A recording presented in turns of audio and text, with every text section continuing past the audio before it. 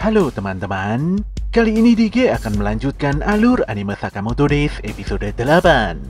DG menyarankan agar kalian menyempatkan diri untuk nonton anime ini secara langsung karena dijamin kalian pasti puas dan tentu saja memiliki pengalaman nonton tersendiri.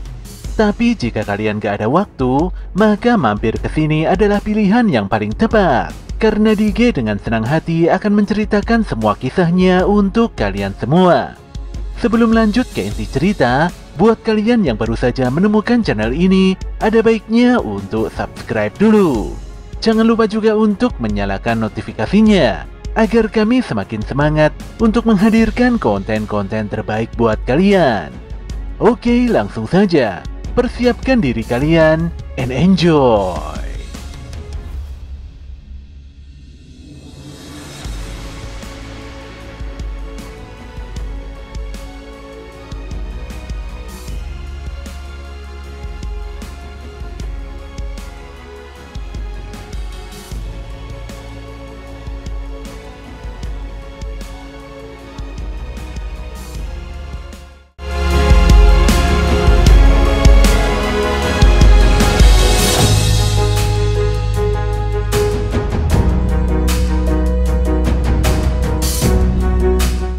Heisuke jadi kebingungan ketika menemukan Hana menangis sendirian di toko. Ternyata gadis kecil itu kecewa karena Sakamoto, Shin, dan Lu tiba-tiba menghilang entah kemana. Tentu saja Heisuke memahami dan berjanji pada Hana untuk mencari keluarganya itu. Dia lantas meminta bantuan Pisuke untuk melacak keberadaan Sakamoto dan yang lainnya. Sementara itu di ruangan bawah tanah, Lu langsung mencekik Asakura setelah menyadari bahwa lelaki itu adalah direktur laboratorium ini. Gadis itu berpikir bahwa Asakura adalah dalang di balik penculikannya. Tentu saja Asakura menepis pemikiran itu. Dia juga berkata bahwa dirinya merupakan korban yang ikutan ditangkap. Setelah meyakini bahwa Asakura tidak berbohong, Lu pun meminta lelaki tersebut untuk menceritakan apa yang sebenarnya telah terjadi di tempat ini. Asakura pun menjelaskan semuanya pada Lu. Intinya, Asakura dikurung karena dia tidak mau menuruti perintah para penjahat yang ingin menguasai tempat ini. Mendengar nama Shin dari Lu Saotang, Asakura pun mengungkapkan bahwa dialah yang memberikan Shin kekuatan esper. Lelaki itu menceritakan bahwa awalnya Shin adalah bocah ingusan yang normal seperti pada umumnya. Semuanya berubah ketika Asakura melibatkan Shin dalam penelitiannya. Asakura merasa kesal karena Shin agak bandel dan sulit diatur. Sahabat lamanya menitipkan Shin dan tiba-tiba menghilang begitu saja tanpa ada kabar.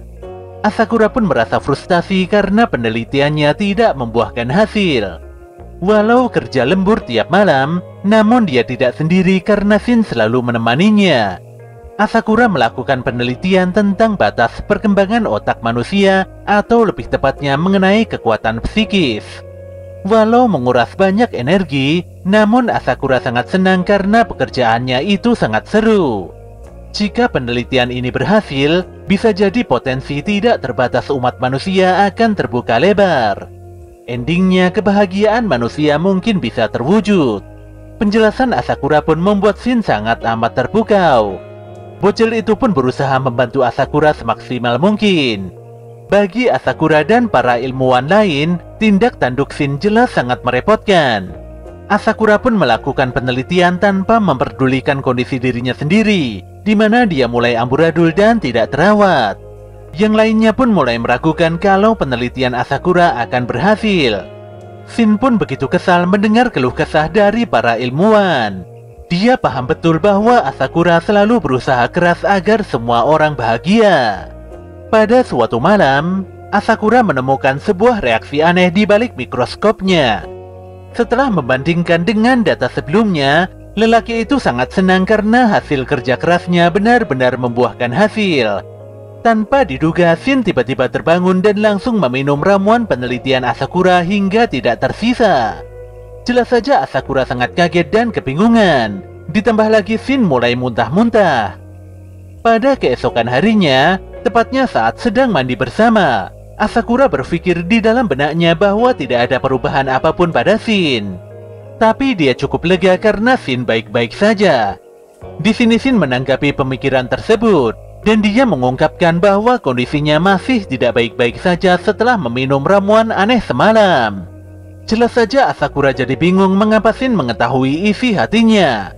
Shin lantas membaca isi hati para ilmuwan lain, hingga membuat Asakura semakin yakin bahwa itu merupakan efek dari ramuan semalam. Akibat selalu membaca isi hati orang lain, semua orang pun pergi menjauhi Shin. Walau agak kasihan, tapi sebenarnya orang-orang jadi ngeri dan tidak mau berada di dekat Shin. Asakura pun meminta maaf dan berusaha meramu obat yang bisa menyembuhkan kelainan Shin. Tapi Shin tidak mau karena itu bisa menghancurkan jerih payah Asakura selama ini. Shin menilai bahwa penelitian Asakura bukanlah hal yang bodoh. Bocil itu pun kesal dan kabur dari laboratorium karena sangat kecewa pada sikap Asakura. Di hadapan Lu Shaotang, Asakura begitu bingung harus berbuat apa jika bertemu lagi dengan Shin. Lu dan Tanaka pun menangis sesungguhkan setelah mendengar kisah memilukan Asakura dan Shin. Namun Lu sangat yakin kalau Shin tidak mempermasalahkan hal ini. Apalagi Lu adalah orang yang hampir setiap hari bekerja bersama Shin. Tanpa basa-basi, Lu mengajak Asakura untuk bertemu dan meminta maaf pada Shin. Lu mengungkapkan bahwa ada aturan dasar dalam keluarga Sakamoto, di mana semuanya harus hidup rukun dan saling memaafkan. Tentu saja Asakura menyetujui hal itu. Dia lantas bangkit dan meneteskan sebuah cairan khusus yang bisa menghancurkan jeruji besi.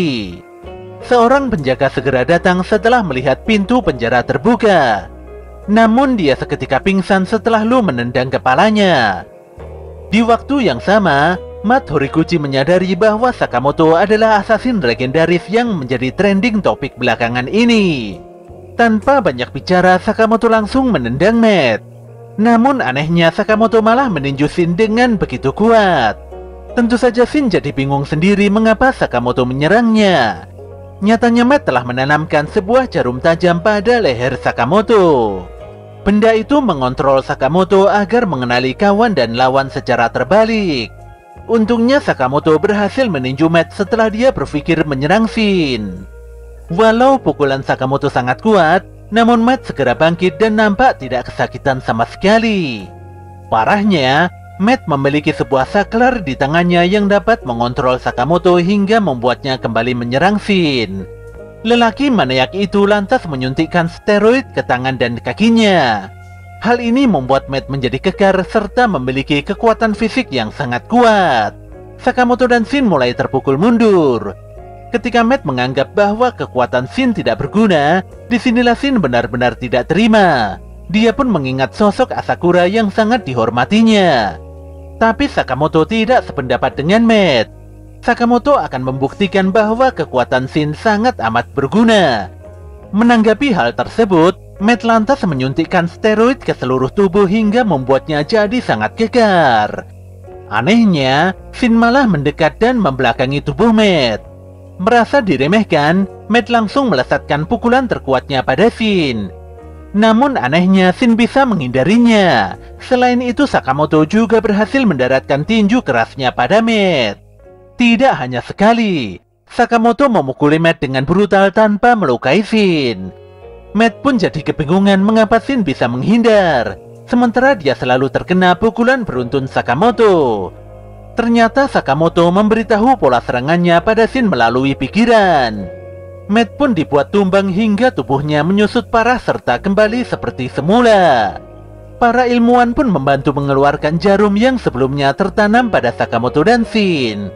Ishikawa dan yang lainnya terlihat meminta maaf pada Shin atas perlakuan buruknya dulu.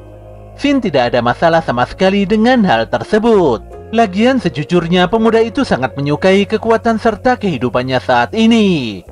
Tidak ingin membuang waktu, Sakamoto dan Shin segera berlari untuk menyelamatkan Lu. Di tengah pelarian itu, Sakamoto mengingatkan Shin supaya berhati-hati dengan anggota Order. Walau memiliki kekuatan yang berbeda-beda, namun pada intinya Order memiliki member yang sangat kuat.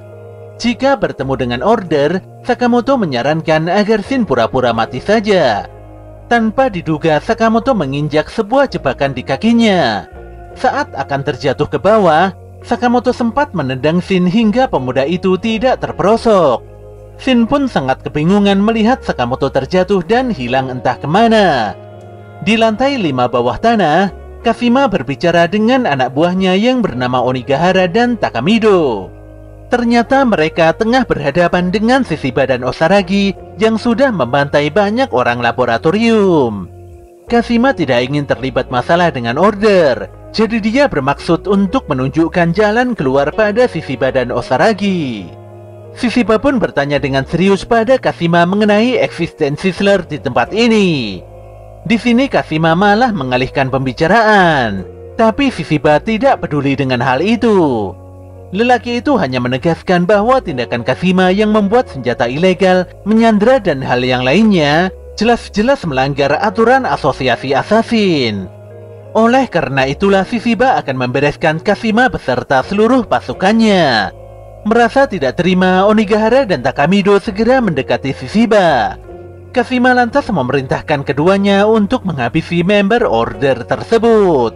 Tanpa diduga, Osaragi langsung memenggal kepala Onigahara dan Takamido dengan begitu cepat. Kematian Onigahara dan Takamido membuat Kashima menangis sedih. Lelaki itu pun membuka topeng rusanya sembari melepaskan jahitan di lengannya. Dia lantas mengeluarkan banyak pedang di lengannya demi menuntut balas akan kematian dua anak buahnya. Walau Shishiba menerima sayatan pedang Kashima, namun dia berhasil mengalahkan Kashima dalam waktu singkat. Tapi Kashima masih belum kalah dan kembali bangkit. Tanpa disangka, Sakamoto malah terjatuh dari atas dan menindih tubuh Kashima. Di sini Shishiba dan Sakamoto saling bertegur sapa dan menanyakan kondisi masing-masing. Setelah mengetahui identitas Sakamoto, Kashima pun langsung geram dan ingin segera menghabisi lelaki gendut tersebut. Dia lantas membuka jahitan di lengan dan mulutnya, di mana di kedua bagian tubuh tersebut muncul senjata api yang nampak berbahaya. Sakamoto dan Kashima terlibat dalam duel jarak dekat yang begitu intens. Di sini Shishiba dan Osaragi malah berpamitan pergi dan meninggalkan Sakamoto sendirian. Keduanya harus bergegas untuk mencari dan mengejar Slur. Sakamoto sendiri tidak masalah dan malah menitipkan salam pada member order yang lainnya. Di sisi lain, Shin berlari sendirian untuk mencari Lu. Setelah nanti menemukan Lu, dia akan membantu Sakamoto agar semuanya tidak terlambat makan malam. Tapi dia dihentikan oleh Seba Natsuki yang sedari tadi bersembunyi dalam mode kamuflase. Shin tidak memiliki banyak waktu, oleh karena itulah dia meminta agar Seba menyingkir dari jalannya. Seba pun kembali mengaktifkan kamuflasenya. Dia ingin segera membereskan Shin dan pulang tepat pada waktunya. Walau bisa mengetahui keberadaan Seba melalui pikirannya, tapi Shin terpukul mundur karena dia tidak bisa membaca arah serangan Seba.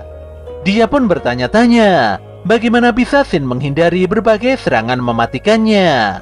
Pada suatu momen Shin menerima tusukan yang membuat darahnya tumpah, tapi pemuda itu segera menempelkan darahnya pada baju Seba.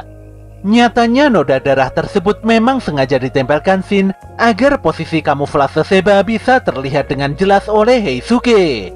Tanpa basa-basi, Heisuke langsung melesatkan tembakannya hingga membuat Seba sangat amat terkejut.